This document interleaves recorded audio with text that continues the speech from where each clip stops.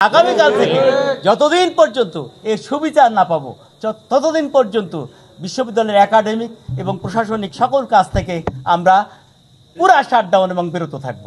রাজশাহী বিশ্ববিদ্যালয়ের জন্মলগ্ন থেকে এ যাবৎকালে সবচাইতে জঘন্য নিকৃষ্টতম সন্ত্রাসী কর্মকাণ্ড ঘটেছে রাজশাহী বিশ্ববিদ্যালয়ে গতকালকে। ছাত্র নামধারী কিছু সন্ত্রাসী যারা রাজশাহী বিশ্ববিদ্যালয়ের দ্বিতীয় সর্বোচ্চ ব্যক্তিত্ব রাজশাহী বিশ্ববিদ্যালয়ের মাননীয় উপাচার্য মহোদয়কে ওনার দপ্তর থেকে নামার পরে ওনাকে দপ্তরের নিচে প্রশাসন ভবনের নিচে শারীরিকভাবে লাঞ্ছিত করেছেন। এমনকি ওনা যে গাড়িতে উনি উঠেছিলেন সেই গাড়ির চাবি সন্ত্রাসীরা কাড়িয়ে নিয়েছেন এবং স্যারকে গাড়ি থেকে নামিয়ে দিতে বাধ্য করেছেন।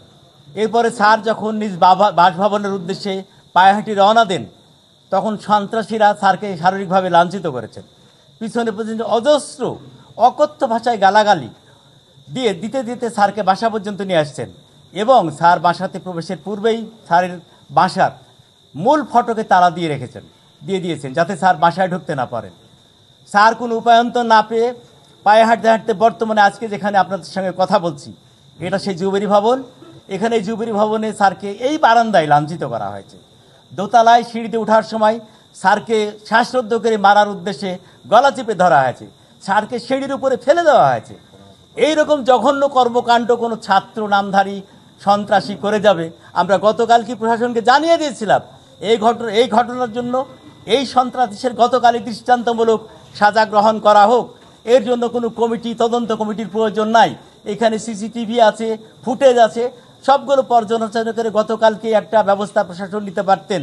না নিয়ে আমাদেরকে আশ্বস্ত করেছিলেন আজকে সিন্ডিকেটে একটা আমাদের ব্যবস্থা জানাবেন। সিন্ডিকেটের পরে আমরা মর্মাহত। আমাদের সঙ্গে প্রশাসন প্রতারণা করেছেন। আমরা এর আগেও গত জানুয়ারির 2 তারিখে এই সন্ত্রাসী গোষ্ঠী দ্বারা আমরা জিম্মি অবস্থায় ছিলাম প্রশাসন ভবনে। আমাদের 250 কর্মকর্তা কর্মচারী ওখানে জিম্মি অবস্থায় সকাল 9:30 থেকে রাত 10:30 পর্যন্ত ছিলেন। প্রচুর শীতের রাত। আমাদের অনেক কর্মকর্তা অসুস্থ, আমাদের অনেক মা বোন যারা বাড়িতে দুগ্ধ পশু বাচ্চাদের রেখে এসছেন, তারা 5টার পরে বাসায় যায় বাচ্চাদের সেবা করবেন, তাদেরকে সেই জায়গা থেকে সুযোগ দেওয়া হয় নাই।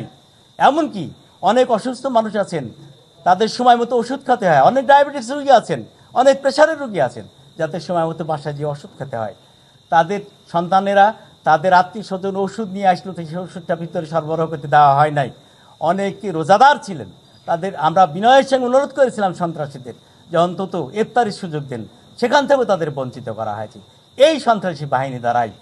কিন্তু তখন কি দেখলাম, প্রশাসনের কাছে যখন আমরা আবেদন করলাম, প্রশাসন নামমাত্র একটা তদন্ত কমিটি গঠন করলেন FM নজরুল ইসলাম স্যারের নেতৃত্বে।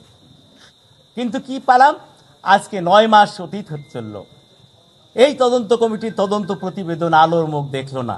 অতএব আমি মনে করি আজকে যেটা করেছেন সিন্ডিকেটে সেটাও লোক দেখানো, এই তদন্ত কমিটি কোনোদিন আলোর মুখ দেখবে না। আমরা এই সন্ত্রাসী গোষ্ঠীর দৃষ্টান্তমূলক শাস্তি না দেখা পর্যন্ত, দৃশ্যমান না হওয়া পর্যন্ত বিশ্ববিদ্যালয়ের সকল কর্মকাণ্ড থেকে আমরা বিরত থাকব এবং আগামীকাল থেকে যতদিন পর্যন্ত এর সুবিচার না পাবো ততদিন পর্যন্ত বিশ্ববিদ্যালয়ের একাডেমিক এবং প্রশাসনিক সকল কাজ থেকে আমরা পুরা শাটডাউন এবং বিরত থাকবো। ধন্যবাদ সকলকে।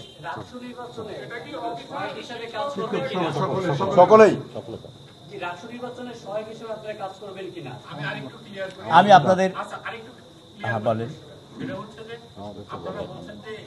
রাকসুর যে কার্যক্রম সেটা এর আওতামুক্ত থাকবে, কিন্তু রাকসু নির্বাচনের প্রস্তুতি হিসেবে একাডেমিক ভবন, জুবেরি ভবন সহ সেখানে ভোট কক্ষ স্থাপন সহ নানান কাজ আছে। সেই কাজগুলোতে আপনাদের লোক থাকবে কিনা, আরেকটা ভোটের দিন আপনাদের যারা আছেন তাদের ভূমিকাটা কি হবে? এর সঙ্গে আরেকটা শুধু যোগ করি, সেটা হচ্ছে যে আগামীকাল থেকে আপনাদের প্রশিক্ষণ হওয়ার কথা ছিল এই সংক্রান্ত, সেই প্রশিক্ষণে আপনারা অংশগ্রহণ করবেন। প্রিয় সাংবাদিক ভাইয়েরা, আপনাদের জ্ঞাতার্থে বলি, রাষ্ট্র নির্বাচনে আমাদের কর্মকর্তাদের সম্পৃক্ততা এ পর্যন্ত প্রশাসন করেন নাই। কেন করেন নাই সেটা বলি, যে এখানে রাষ্ট্র নির্বাচনে যারা পরিশ্রম করেন, যারা দায়িত্ব পালন করেন, প্রিজাইডিং অফিসার, পোলিং অফিসার, তারা পারিশ্রমিক পান, সোজা কথা সম্মানই পান। তো এখানে কর্মকর্তাদেরকে এ কারণেই একটা গোষ্ঠী তাদের নামটাই রেখেছেন, এ পর্যন্ত আমার জানা মতে কর্মকর্তাদের নাম অন্তর্ভুক্ত করেন নাই। তারপরও বলছি, রাকসু নির্বাচনের অন্তরায় কোনো কর্মকাণ্ড অফিসার সমিতি, সহায়ক কর্মচারী সমিতি, সাধারণ কর্মচারী ইউনিয়ন এবং পরিবহন সমিতির দ্বারা ঘটবে না, ব্যত্যয় ঘটবে না, এইটুকু আপনাদের বলতে পারি। আপনাদের সঙ্গে কি শিক্ষকরাও আছেন? হ্যাঁ, আমাদের সঙ্গে সম্মানিত শ্রদ্ধাভাজন শিক্ষকরা আছেন আন্দোলন সংগ্রামের সঙ্গে, এবং আমার জানা মতে ওনারা বর্তমানে মিটিংয়ে আছেন। মিটিং থেকে পরে আমাদের মতোই সম্ভবত ওনারা ব্রিফ দিবেন আপনাদের। সবাই ধন্যবাদ।